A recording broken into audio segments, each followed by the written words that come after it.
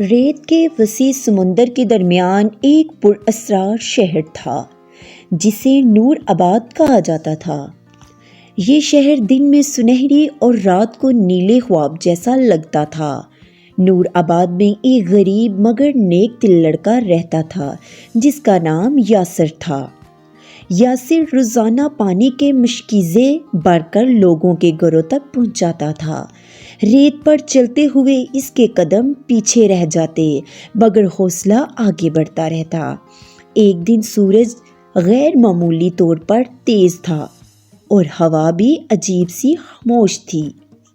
یاسر کو شہر سے باہر ایک پرانی شکستہ مسجد نظر آئی۔ مسجد کے صحن میں ایک نیلا چراغ آدھی ریت میں دبا ہوا تھا۔ جیسے ہی یاسر نے چراغ کو ہاتھ لگایا، ہوا میں روشنی پھیل گئی۔ چراغ سے کوئی جن نہیں نکلا بلکہ سکون بھری آواز آئی۔ آواز نے کہا، یہ چراغ خواہش نہیں، نیت دیکھتا ہے۔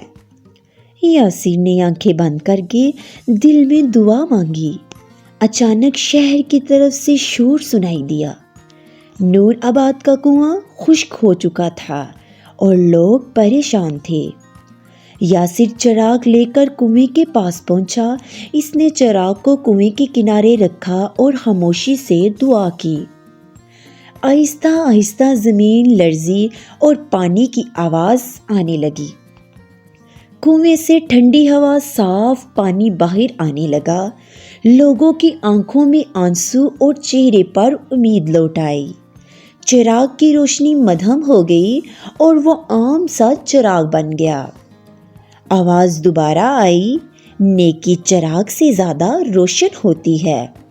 یاسر نے چراغ مسجد میں رکھ دیا تاکہ سب کو یاد رہے۔ نور آباد اب صرف شہر نہیں، ایک دعا بن چکا تھا۔ یاسر پھر سے پانی بانٹنے لگا مگر اب مسکراہٹ کے ساتھ، اور یوں ایک خاموش چراغ نے پورے شہر کو روشن کر دیا۔ تو دوستو، آپ کو آج کی ویڈیو کیسی لگی؟ اگر اچھی لگی تو میری ویڈیو کو لائک اور چینل کو سبسکرائب ضرور کیجیے گا اور بیل آئیکن کو پریس کرنا نہ بھولیے گا۔ ملتے ہیں ایک نئی ویڈیو کے ساتھ، تب تک کے لیے اللہ حافظ۔